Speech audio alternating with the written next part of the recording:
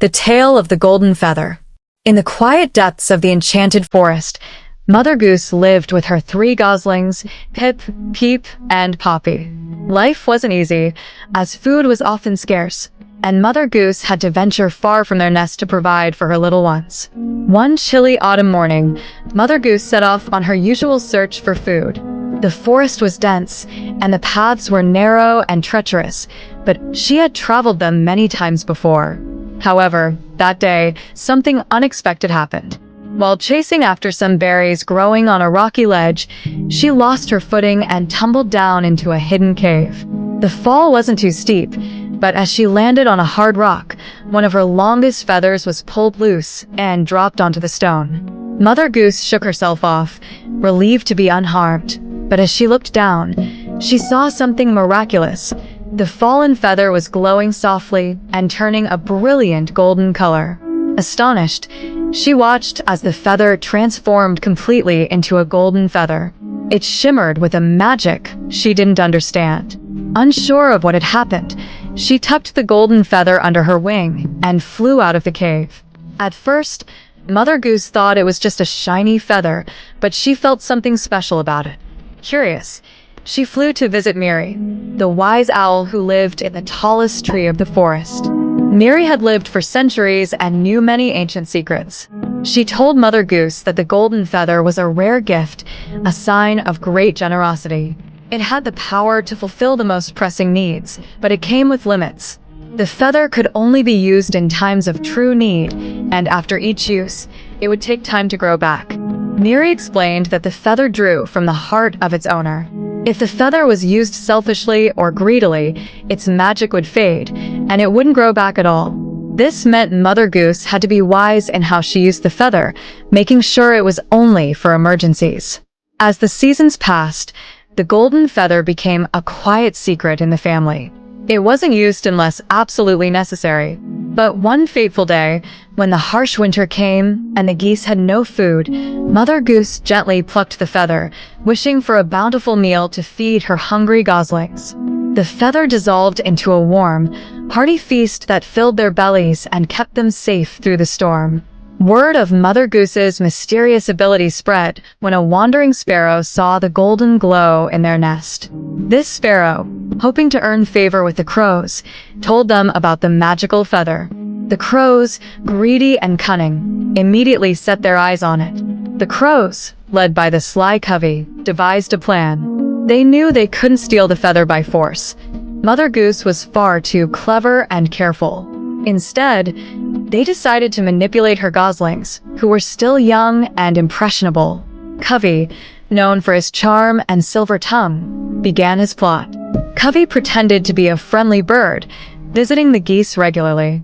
He told fascinating stories about faraway lands, teaching the goslings new games and earning their trust. Pip, Peep, and Poppy quickly grew attached to him, seeing him as a cool older brother figure. Covey always brought small treats, praised their cleverness, and flattered them, saying they had great potential.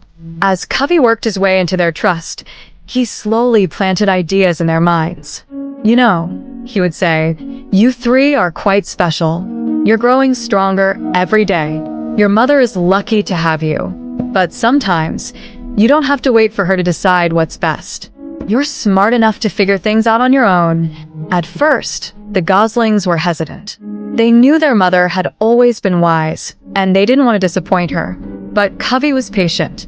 Over time, he spun stories about young birds who had taken charge and made decisions on their own, becoming heroes in their own right. One day, when Mother Goose was out searching for food, Covey made his move. "Your mother works so hard," he said sympathetically. "She worries so much. If you were to use the feather yourselves just once, you could give her a break. Imagine how proud she'd be to see you solve a problem on your own." The goslings, still naive and eager to prove themselves, were swayed by Covey's convincing words. They didn't realize they were being manipulated. One evening, while Mother Goose was resting after a long day of searching for food, the goslings quietly approached her. They remembered Covey's suggestion that they didn't always need to wait for their mother to use the feather. They could surprise her by using it themselves. With a mix of excitement and nerves, They gently plucked the golden feather from her wing while she was asleep, thinking they were doing something helpful. They wished for a large stash of food to surprise their mother, believing it would make her proud. While the goslings were busy looking at the amazing pile of food they had wished for, Covey, the sneaky crow, was watching them from a nearby tree. He saw his chance to get the golden feather. Quick as a flash, Covey swooped down and grabbed the feather from the gosling's grasp. "Thank you, little ones," he cackled, flying away with the precious feather. The goslings cried out, but it was too late. Covey had stolen the feather, and now its magic was in the hands of the greedy crows. When Mother Goose finally woke up, she saw the unexpected pile of food and immediately noticed the feather missing from her wing. Panic set in as she understood what had happened. She gathered her goslings close and gently explained. The goslings, feeling a mix of regret and worry, listened intently as their mother continued.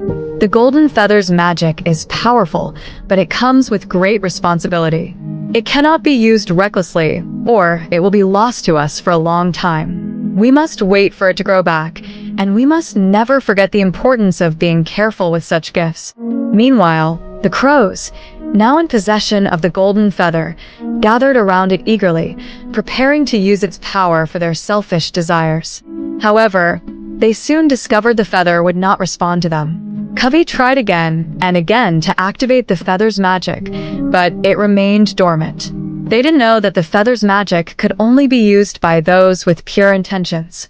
Determined to get the feather back, Mother Goose devised a plan. She knew that the feather wouldn't work for the crows because the magic required a pure heart and true intentions. The crows, driven by greed, would eventually fail to use its power, but they could still cause harm by trying. Mother Goose gathered her goslings and set out on a journey to find the crows. They ventured deep into the forest, where Covey and his gang were hiding, eagerly trying to make the feather work.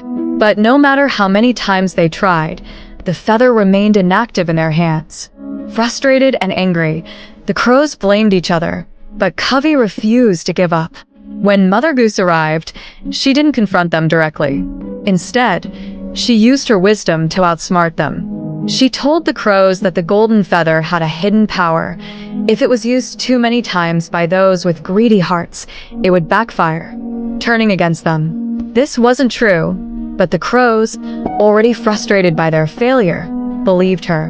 In their desperation, the crows began to argue and fight over who would get to try using the feather one last time. In the chaos, Covey accidentally dropped the feather, and Mother Goose swiftly retrieved it.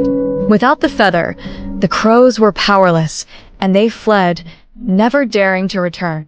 Back at the nest, Mother Goose tucked the golden feather safely under her wing once more. She forgave her goslings, knowing that they had learned a valuable lesson about responsibility, trust, and the dangers of greed. The golden feather, as always, would take time to grow back, but its magic remained intact, and its true power, the power of wisdom and kindness, was stronger than ever.